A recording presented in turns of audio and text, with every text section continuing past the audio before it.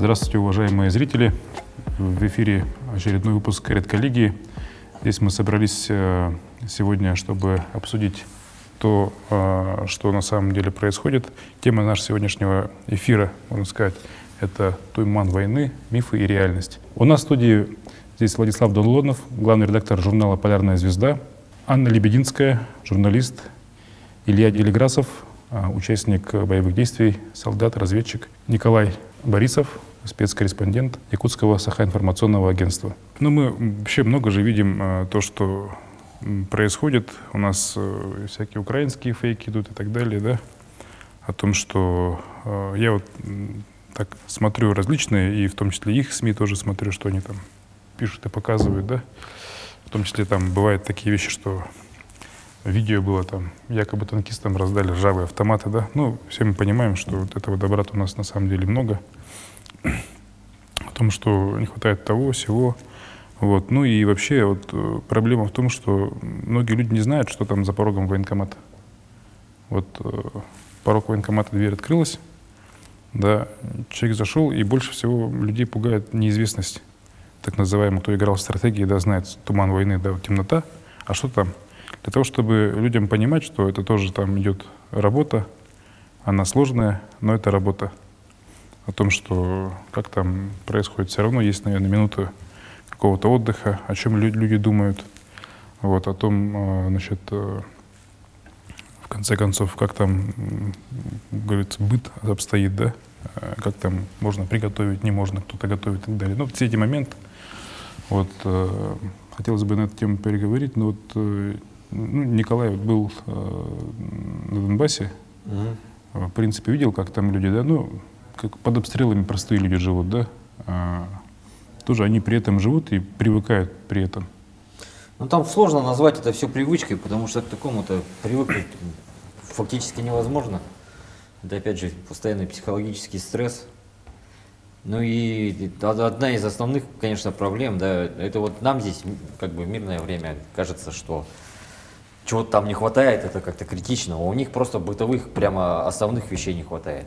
То есть вода то же самое, это очень большая проблема. Там, я не говорю о том, чтобы помыться, да, это праздник большой, а просто попить воды. То есть она доставляется уже как бы при помощи коллег, ну, военных, там, добровольцев. Почему? Потому что там, ну, по инфраструктуре бьют очень, ну, целенаправленно очень бьют. То есть как-то сказать то, что там вот не хватает там печенек, это не сказал бы, что прям жизненно важный вопрос. Ну, это на мой взгляд, конечно. Наверное, Илья больше знает, да, там, как у вас это, со снабжением нормально было все? Со снабжением все было хорошо. Еще одна тема, да, о которой говорят очень часто, много хотелось бы вот развеять туман о WhatsApp. Вот говорят, что там лучше вообще телефонами не пользоваться или WhatsApp не пользоваться. Как вообще дела обстоят с телефонами? Что там с ними? Какие особенности использования телефона? Насчет телефона я могу сказать, почему запретили. Потому что в основном никто не умеет правильно пользоваться телефоном на фронте. То есть это отключить геолокацию и включить режим полета. Очень хороши телефоны с root-правами. То есть извне, ну это как кирпич становится. Телефон очень нужный атрибут солдата, потому что там карты, там и фотографировать, как бы доказательство того, что там реально присутствуют польские войска, как бы, да, литовцы, там, эстонцы, ну, прибалты. И как пользуемся, как приложение, там, в основном пользуются приложениями корректировать огонь артиллерии, как бы, да. Ну, это армейские какие-то разработки. Да, минометный расчет пользуется такими приложениями. Поэтому смартфон лучше всего будет, чем деревяшка. Деревяшку ты отключить не можешь, она отключается только тогда, когда вытаскиваешь батарейку. Сейчас поедут люди, которые не разбираются в этом, просто отключат телефон и так будет ходить. А они в отключенном состоянии отправляют слабый сигнал, и этим сигналом они пеленгуются.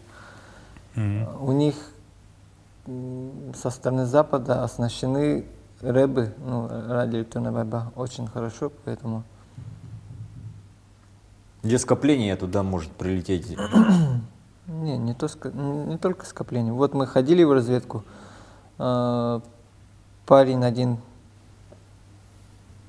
решил взять телефон, одолжить, ну как использовать как карту, но забыл отключить геолокацию.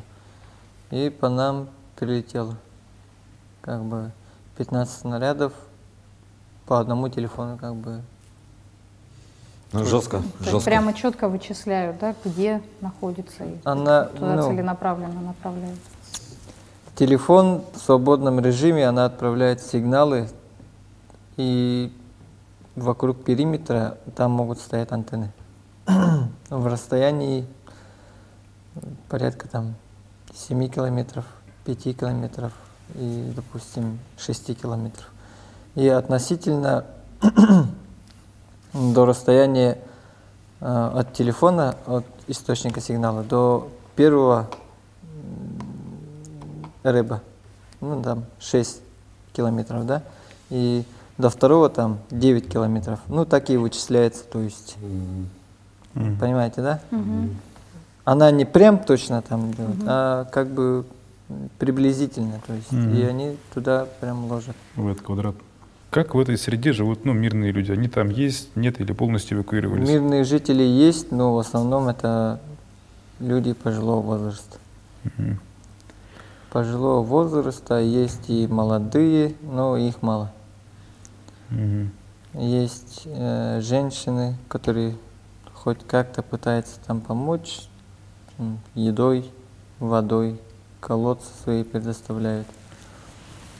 Вот у нас люди есть, которые до сих пор говорят, что вот про фашизм говорят, да, там, что вы слишком накручиваете, нет там фашистов, да все нормально там, да и поляков там нет, Я вам украинцев фотку бы показал, где в одно здание зашли, там стоит свастика, и внизу написано White Power, ну, белая сила. Ну, то есть я увидел только один раз вот это. Я просто общался с ребятами там, ну, тоже в больнице там. Они, ну, нет повода им не доверять, но и мы и проверить это тоже не можем. Ну, там такие страшные истории, которые, естественно, мы опубликовать просто не имеем права там. Ну вот, кстати, это же тоже один из мифов, когда вот говорят, когда если берут в плен, то там, что с нашими там, кто-то говорит, вот с той стороны говорят, что все хорошо, мы там нормально, все, но по факту же вот видео вот эти страшные, когда наших пленных расстреливают, и попадая сюда, украинские пленные, они как себя ведут, интересно? Что они говорят? Ну вот мы по видео уже видим, центральный канал, там наш коллега Поддубный, да, снимает и рассказывает, когда пленных украинцев показывают, они удивляются, говорят, к тому отношению, которое с нашей стороны к ним. Они говорят, что за то, что наши, говорит, делают с вашими, говорит, мы думали, что такого отношения не будет у нас. То есть, если, грубо говоря, их взяли в плен, могут же, конечно, не взять, но если взяли в плен, если увели в тыл, то там уже, говорят, отношения лучше, чем отношения к нашим пленным там, на той стороне. Вот. Ну и давно еще говорили, что там интернационал с той стороны воюет. Вот. И говорят, и английская речь, какая вот, ну, там, наверное, слышно по рациям, или как это вот происходит? Какие, скажем так, языки фиксировались и как? Ну, лично я видел только солдат с польскими флагами, то есть шевроны. А вот с той стороны, есть ли такая работа? Вот мы по старым советским фильмам знаем, да, вот немцы, например, по радио или как-то вот, ну, русский солдат, давайся там, тебя ждет, Кстати, там горячая баня, там вкусная еда, там. Вот таким образом, вот как-то они работу ведут с той стороны. Были такие случаи? Нет. Как-то такое. Не было. М, Ни разу не слышал, и от других не слышал. Ну, то есть такой работы с их стороны не наблюдалось мной лично. Ну там вообще как бы по поводу, я говорю, то, что там иллюзий-то мало. Ну, вообще-то вот контактов, наверное, таких лицом к лицу не происходит, наверное, в основном. В основном это артиллерийский бой, ну, артиллерии накрывают. А когда уходим в разведку, тогда только и встречаем. М, Ну, то есть, получается, они не особо в стрелковый бой пытаются войти, ну, бодаться, да, получается. Они отходят и начинают минометами крыть. А слышно миномет, когда летит? Есть 82-й польский миномет, выхода не слышно, прилета не слышно, только, ну, то есть прилет только слышно. Как летит, не слышно, но только когда падает. А вообще как в части быта? Как там, скажем так, когда вот бои не идут, как происходит питание, снабжение, что там приходится вообще, как? Каждый ли день приходится сухпайок есть? Сухпайок надоедает, поэтому сухпаи в основном кушают солдаты во время исполнения службы в наблюдательном пункте, то есть или в опорном пункте. Ну, то есть когда несут службу, как бы, ну, караул, да, как бы. Ну, то есть выходят, мы стоим от линии фронта, там, в километрах 2, или рядом, бывает 500 метров, лишь состав стоит, и выходим на наблюдательный пункт, то есть на линию фронта, и с той стороны где-то там 500-300 метров, там уже блиндажи врага. Как бы они делают вылазку разведки, либо пытаются забрать тела своих солдат, или атаку делают, они отбивают. Вот те, которые стоят здесь, они кушают в основном сухпаи, потому что там готовить как бы особо негде. Ну, в окопе ты костер не будешь разжигать, поэтому там на скорую руку едят сухпаи. А в основном в обычное время, когда отдыхаем, кушаем там. Вот бывало то, что покупали у местных жителей мясо, ну то есть баранину целую покупали, или менялись, бартер бывал, продукты на продукты. Ну, то есть у них курицу берем, мы им крупу, там, муку. И вот так вот и кушали. От консервов очень много, как бы, от консервов тоже человек, от разнообразия тоже хочется, и как бы тоже мясо, свежее мясо приготавливали пацаны. То есть у жителей там свое подворье все равно они, да, даже Да, в таких условиях умудрялись потому все равно что держать. поселок большой, по моим расчетам, где-то 90% мирных жителей эвакуировались, и хозяйство-то осталось. Как бы там свиньи по 20 штук по деревне бегают, толстые все, бесхозные, как получается, да? И таких вот забирали. У старосты спрашивали, как бы здесь есть где-нибудь там можно купить яйцо, как бы курицу или свиньи.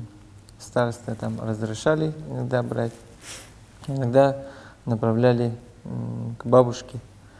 У бабушки там курицу покупали, утки, там гуси, козы. А вообще, как обустроена система? Кто готовит? Как это происходит, грубо говоря? Готовят те, кто хочет. Там дежурство какое-то? Дежурства так особо нету. Сначала было, да, дежурство, как бы повар, но все начали разгильдяничать там. Ну, это повару этого не понравилось, поэтому сказал он, все, с этого момента я не повар, сами готовьте, кто хочет, тот и будет готовить. И в основном так и готовили. Кто пришел пораньше, приготовил, ну, как бы и так и осталось. Как бы понятие, так, почему ты не приготовил, а я готовил вчера, там такого не было. Вот человек 10 дней подряд готовил, потом один день не готовил, как бы. Или человек один раз готовил в месяц. Как бы. У Такое кого тоже возможность есть? Да, у кого возможность есть. А вот вообще, ну, все равно бывают минуты спокойствия, да, отдыха. Как вообще досуг происходит? Книги читают, что делают люди? И вот как раз хотел спросить то же самое. Отдых бывает там по-разному. талантливые ребята, бывает, есть у вас, были под гитару там песни, кто-то поет, ну или творческие. Я Когда стояли под Харьковом, у нас... в ноябрьском номере у нас вот стихи должны опубликованы с позывным Хан Жиганский музык, он стихи на русском языке пишет, вот как раз опубликуем, как раз тоже участник СВО. Вот А у вас такой как было вопрос. там? У нас...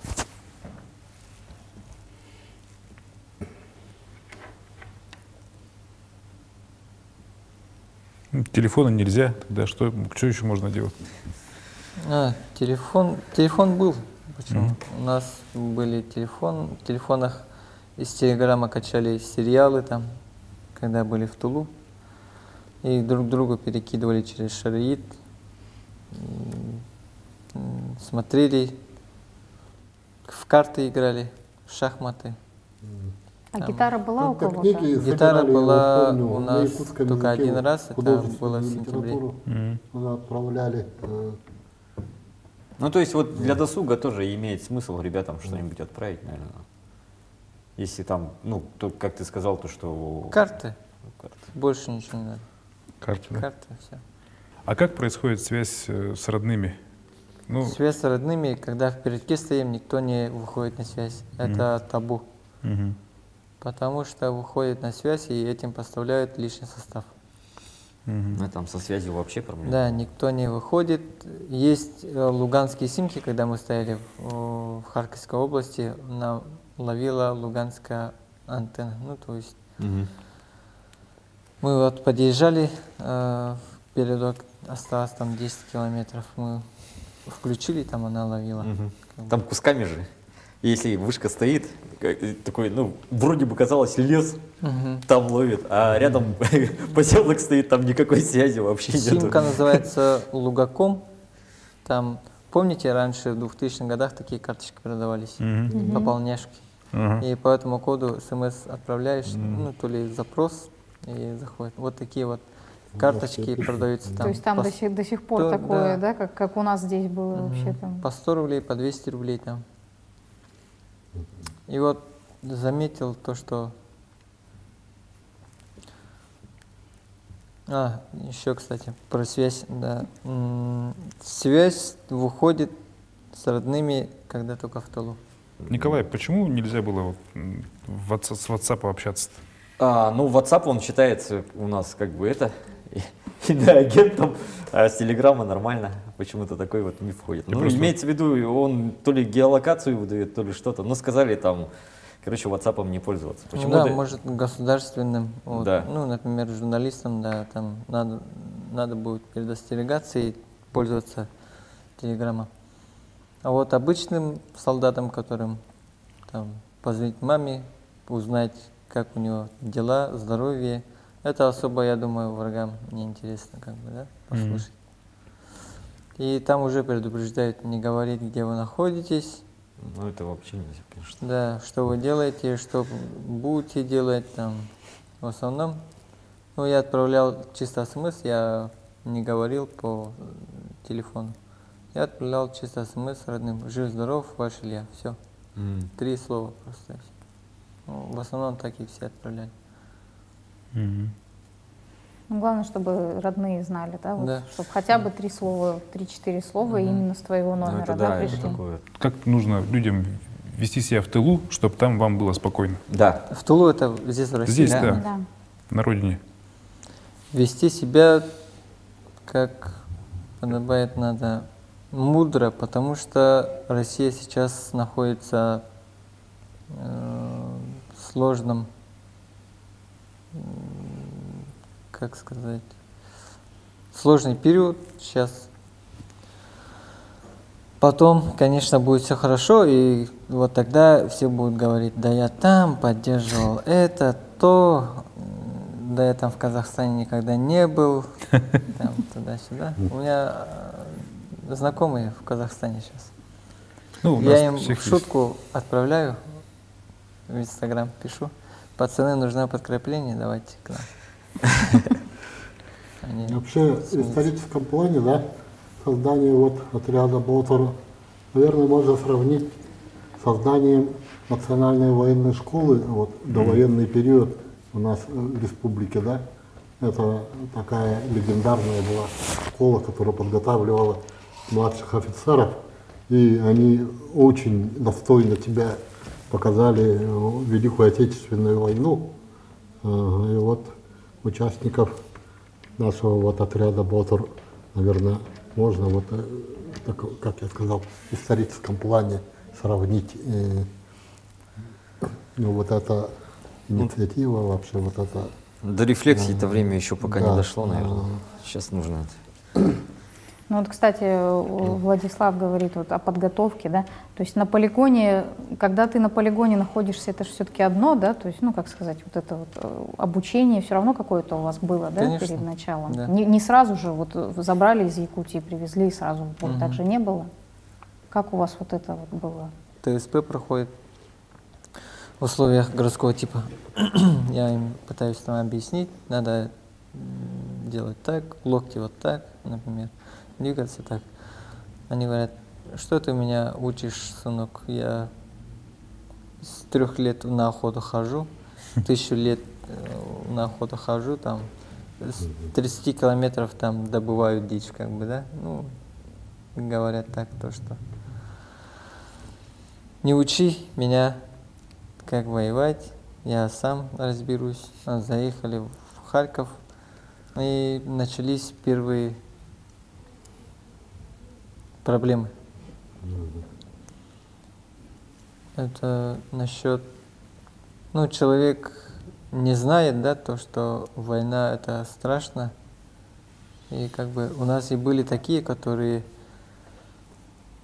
10 раз прошли первую чеченскую, 2 раза прошли вторую чеченскую. Ну, то есть Рэмбо, как бы смотрел на них, как бы гордился тоже, думал: ничего себе мужик, да. И на срочке прошел, и в Кавказе побывал, и в Сирии побывал, как бы. Бывали такие, которые здоровые, как шкаф, ну, подумаешь, от начала до конца будет по-любому. Здоровый, все может сделать, как бы.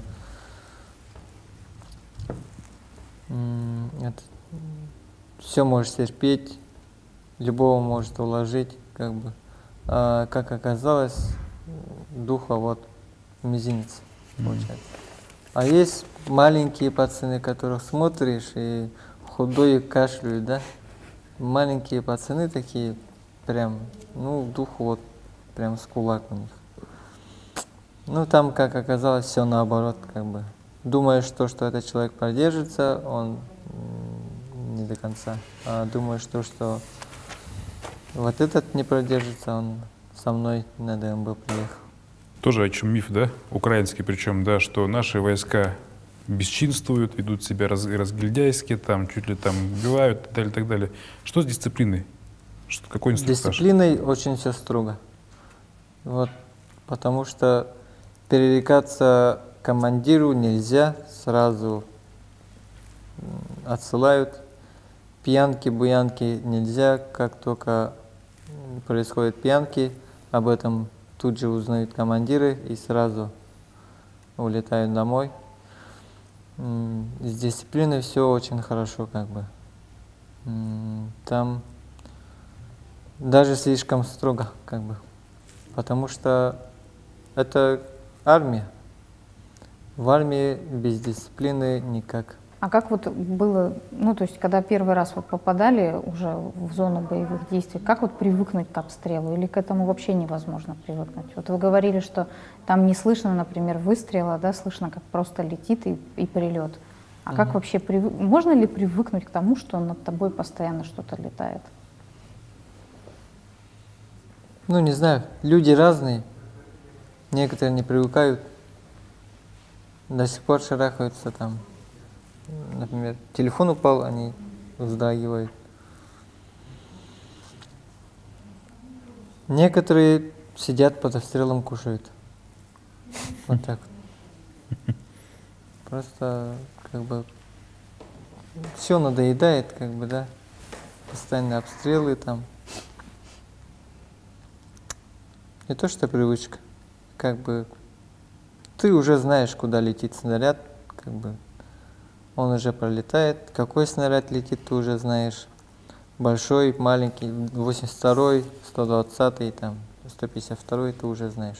Стреляет ли танк, миномет, самоходная артиллерийская установка, ты уже это в конце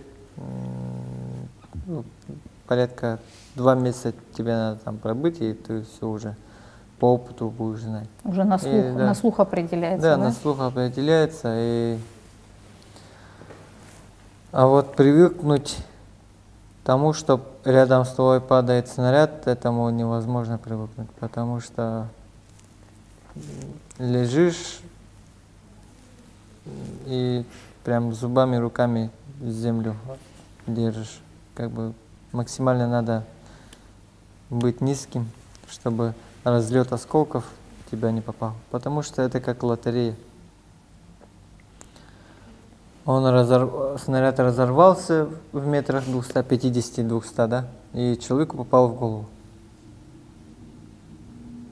Как бы и расстояние, или не повезло.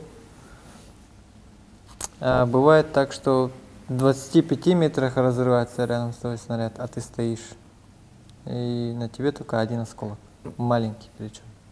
И я говорю то, что это вот как лотерея. Как упадет снаряд, так и будут лежать твои карты. Вот для тех добровольцев, да, и для вот нас собирает скоро, ну, люди, в том числе и военкоры, ехать, да, туда. Что посоветуете в части обмундирования, что с собой обязательно брать, что вообще не нужно, как оказалось, и так далее? Логично будет думать то, что брать микроволновку в утюг на войну нельзя, потому что она там не нужна. Нужно то, что самое необходимое. Нож обязательно в порядке, потому что это обязательный атрибут солдата, каждого солдата. Не экономить на берцах и разнашивать его месяц до отправки. Или хотя бы неделю до отправки, если сроки поджимают.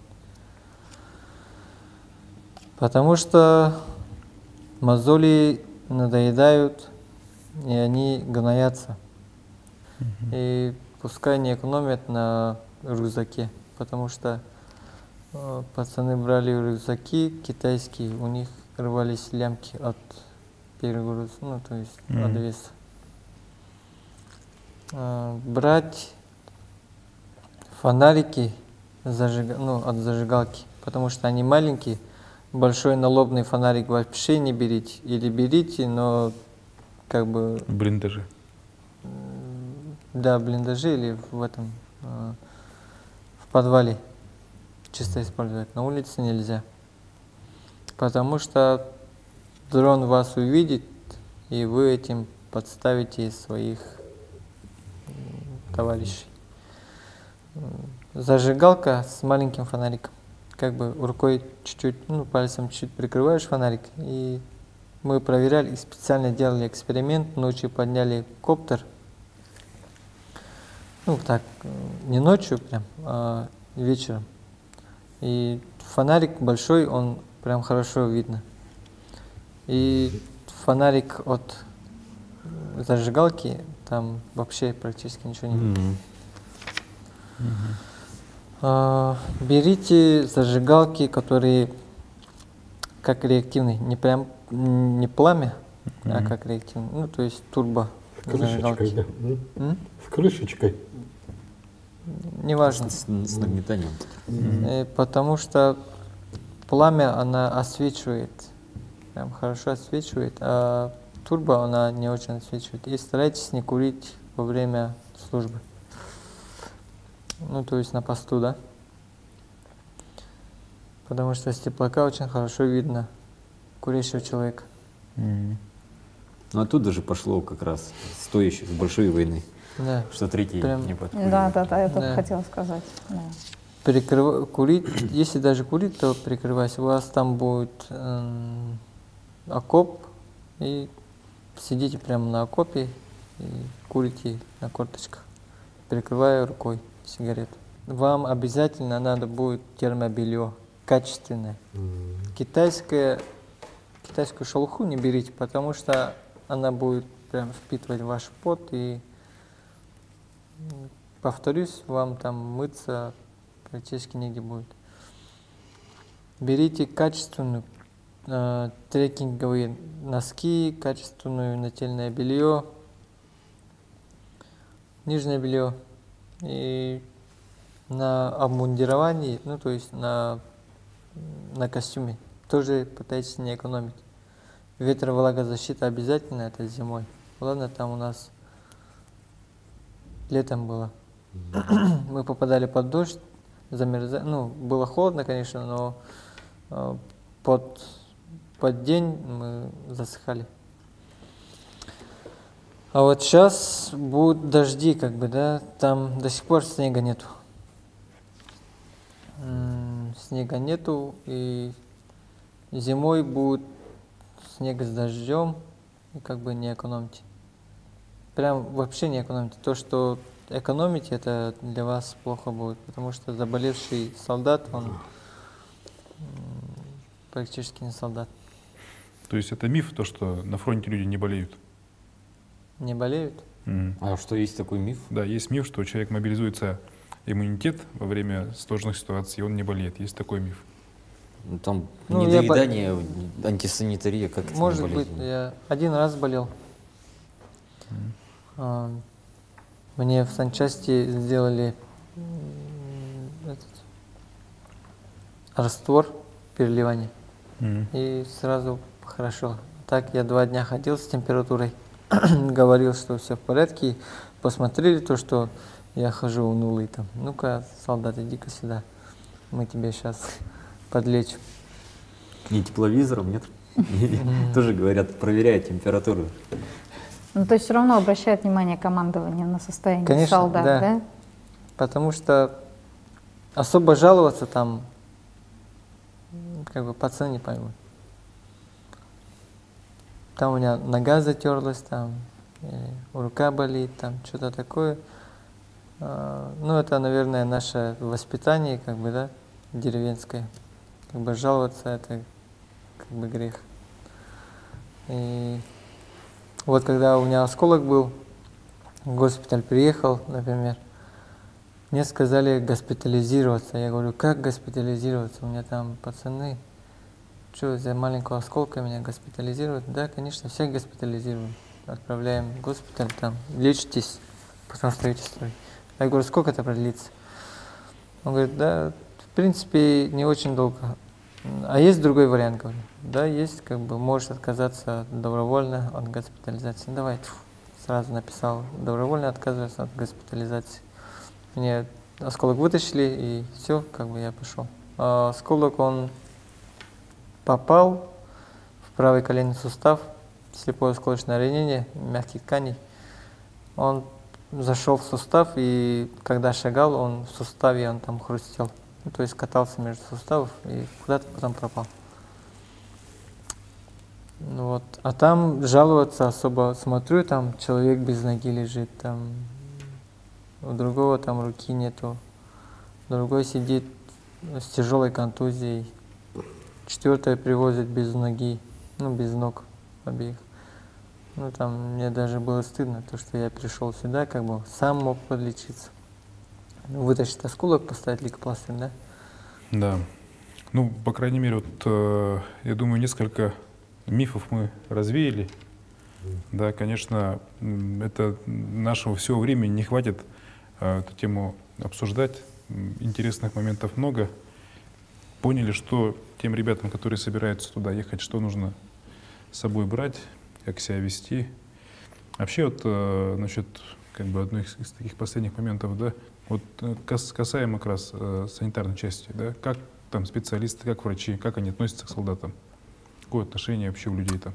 Зимой я не знаю, как будет, но летом у нас полной антисанитарии как такое не было. То есть регулярно мылись,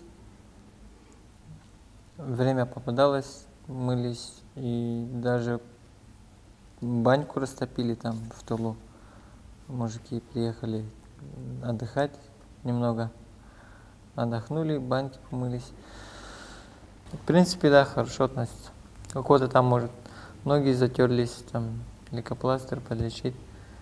Все делали, хорошо исполняли свой долг перед Отечеством. Хорошо. В аптечке что обязательно должно быть с собой? Обязательно. Из аптечки? Да. Из аптечки жгут. Все, больше ничего не надо. Как бы там уже все будет. Потому что мы купили себе по 5000 в каждой аптечке, там приехали, а там... С медицинскими масками еще, да? Да, и там прям очень много было. От кашля там прям пачками такие лежали. От насморка там бутылки вот эти маленькие. Прям. Насчет медикаментов у нас проблем практически не было. Жгут хороший, не гладкий, потому что гладкий, когда завязываешь, перевязываешь, у тебя руки все в крови, у тебя соскальзывает, прям постоянно соскальзывает, и как-то надо держать, и она не особо там длинная, да, как бы перетягивать там, пока становится кровь, там бывает трудно в экстренных ситуациях. И берите там жгуты, бывают с ребрами, ребристые, такие новые, которые. Да, вот эти хорошие. И записал маркером. Обязательно берите маркер, потому что там вам никто не выдаст. Маркер берете для того, чтобы записать время наложения жгута. Это обязательная процедура, потому что без этого вы практически ампутируете руку человеку или ногу там. Еще важный такой момент. Сейчас у нас практически во всех регионах, в том числе у нас, ведется сбор помощи для военнослужащих. Люди шьют одежду, спальники и так далее, да? Вот хотелось бы, чтобы те люди, которые готовы и хотят помогать материально как-то еще, да, вот что на самом деле необходимо, что нужно здесь из тыла, чтобы люди отправляли там, может, что-то лишнее отправляется. Вот, носки. Начиная от техники, заканчивая носками. Что вот? Техника. Насчет техники лучше всего это УАЗик. УАЗик Патриот. Потому что он вместимый, потому что на нем можно свободно сидеть с автоматом в руках. Как бы у него потолок высокий, мы это заметили, да? И выходить из нее как бы практически не составляет труда. Ну, ты в бронике, в каске, с РДшкой сидишь, с автоматом в руках, и как бы выпрыгивать в экстренных случаях это очень как бы быстро. Еще надо носки длинные, как гетры, то есть прям до икр. Потому что нам отправляли носки, которые очень короткие. Они приходится ходить там по 10 километров, там по 7 километров туда и обратно. И постоянно носки, короче, уходили в носок, в берц. И постоянно их снимать. А носки снимать нельзя, потому что натирает, и проблемы потом появляются. Прям длинные, прям до икр, длинные носки. Сейчас надо будет перчатки, да, там, варежки. Шапки весенние, осенние, зимние не надо.